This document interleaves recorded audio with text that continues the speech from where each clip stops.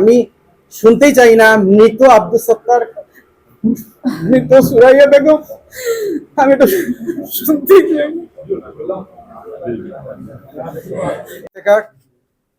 আমার বড় বোন তাহমিনা সত্তার, আমার মেজ বোন সেলিনা সুলতানা এবং আমাদের সবচেয়ে ছোট বোন তারানা সুলতানা। আমি আজ আপনাদের সামনে আমার ছোট্ট একটি বক্তব্য তুলে ধরছি। আপনারা যদি অনুমতি দেন আমি শুরু করি। Thank you. বিসমিল্লাহির রহমানির রহিম। সম্মানিত সাংবাদিক ভাই ও বোনেরা, আসসালামু আলাইকুম। ধন্যবাদ জানাচ্ছি আপনাদের সবাইকে আমাদের বাড়িতে উপস্থিত হওয়ার জন্য। আজ আমরা 4 ভাই বোন, আমি আরিফ ইফতেখার, বড় বোন তাহমিনা সত্তার এনি, সেলিনা সুলতানা শিখা আমার মেজ বোন এবং তারানা সুলতানা শিমু আমার ছোট বোন এবং আমার বড় বোনের হাজব্যান্ড জাহিদ এবং আমাদের পুরো পরিবার অত্যন্ত ভারাক্রান্ত হৃদয়ে আপনাদের সামনে উপস্থিত হয়েছি। আমরা 4 জনই প্রবাসে বসবাস করি, কিন্তু আমাদের জন্মভূমি, আমাদের শিকড় এবং সবচেয়ে আপন মানুষগুলো ছিলেন সিলেটেই। অত্যন্ত দুঃখ ও বেদনার সঙ্গে বলতে হচ্ছে, আমাদের প্রিয় বাবা মা এবং আমাদের পরিবারের সঙ্গে থাকা ছোট্ট গৃহকর্মীকে সিলেটের মিতালি আবাসিক এলাকায় অজ্ঞাত ব্যক্তিরা নির্মমভাবে হত্যা করেছে। একই সঙ্গে 3 জন মানুষকে হারানোর এই সুখ কোনো ভাষায় প্রকাশ করার মতো নয়।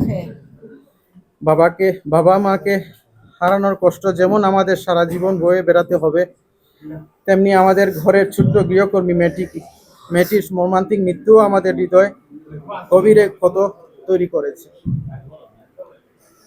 এই ঘটনার পর আমরা 4 সন্তান মানসিকভাবে ভেঙে পড়েছি। তারপরেও আমরা বিশ্বাস করি দেশে আইন আছে, প্রশাসন আছে, আইন শৃঙ্খলা রক্ষা বাহিনী আছে এবং ন্যায় বিচার প্রতিষ্ঠার জন্য রাষ্ট্রের দায়িত্বশীল প্রতিষ্ঠানগুলো কাজ করছে। আমাদের পরিবারের পক্ষ থেকে ইতিমধ্যে এই হত্যাকাণ্ডের ঘটনায় মামলা করা হয়েছে। আমরা আইন শৃঙ্খলা রক্ষাকারী বাহিনীর প্রতি পূর্ণ আস্থা রাখতে চাই। এই 3 হত্যাকাণ্ডের প্রকৃত রহস্য উদ্ঘাটন করা হোক।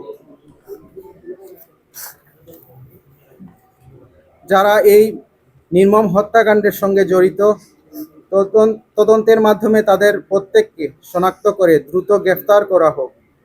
কোনো নিরপরাধ মানুষ যেন হয়রানির শিকার না হন এবং কোনো অপরাধী যেন প্রভাবশালী বা অন্য কোনো কারণে আইনের আওতা থেকে বেরিয়ে যেতে না পারেন। আমরা চাই নিরপেক্ষ ও পেশাদার তদন্তের মাধ্যমে প্রকৃত অপরাধীদের আইনের মুখোমুখি করা হোক এবং আদালতের মাধ্যমে তাদের দৃষ্টান্তমূলক শাস্তি নিশ্চিত করা হোক।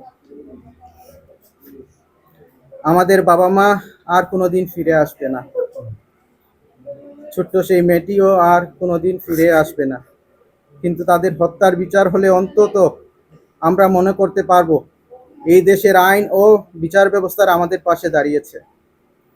এই মর্মান্তিক ঘটনার পর সিলেটের রাজনৈতিক, সামাজিক ও বিভিন্ন পর্যায়ের সম্মানিত ব্যক্তিবর্গ আমাদের পরিবারের পাশে দাঁড়িয়েছেন। মন্ত্রী, প্রতিনিধি, প্রশাসনের কর্মকর্তা, আইন শৃঙ্খলা রক্ষাকারী বাহিনীর সদস্য, আত্মীয় স্বজন, বন্ধুবান্ধব, সাংবাদিক এবং সর্বস্তরের মানুষ আমাদের সঙ্গে দেখা করেছেন, ফোন করেছেন, সমবেদনা জানিয়েছেন এবং আমাদের সাহস জুগিয়েছেন। আমরা 4 ভাই বোন সবার প্রতি আন্তরিক কৃতজ্ঞতা প্রকাশ করছি। বিশেষ করে যারা আমাদের এই কঠিন সময়ে পাশে দাঁড়িয়েছেন, আমাদের পরিবারের জন্য দোয়া করেছেন এবং হত্যাকাণ্ডের সুষ্ঠু তদন্ত এবং বিচারের দাবি জানিয়েছেন, তাদের প্রতি আমরা চিরকৃতজ্ঞ। সাংবাদিক ভাই বোনদের প্রতিও আমার বিশেষভাবে দুঃখিত।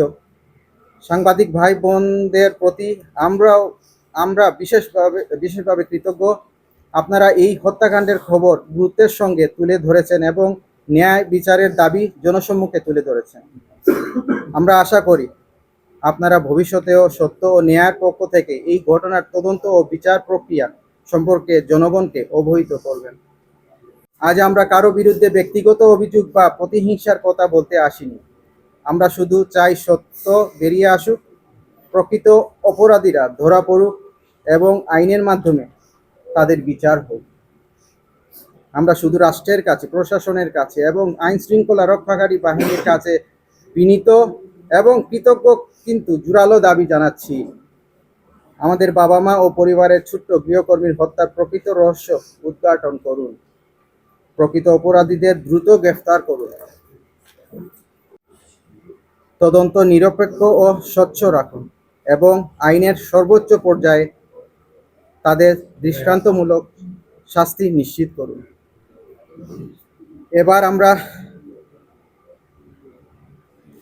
এবার আমরা সংবাদ মাধ্যমের সম্মানিত সাংবাদিক ভাই ও বোন এবং সামাজিক যোগাযোগ মাধ্যমে যারা এই ঘটনাটি নিয়ে কথা বলেছেন তাদের প্রতিও বিনীত অনুরোধ জানাচ্ছি।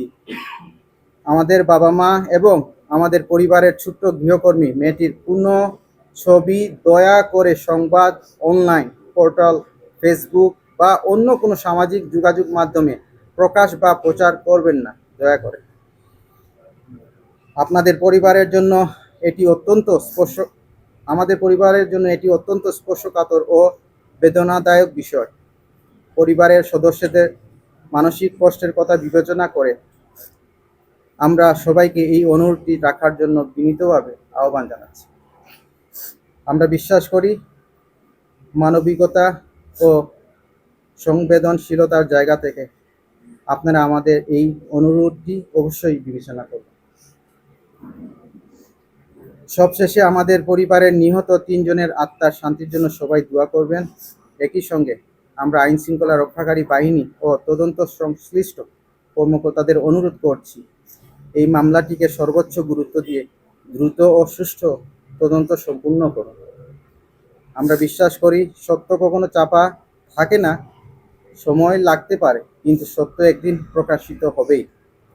সবাইকে আন্তরিক ধন্যবাদ। আসসালামু আলাইকুম।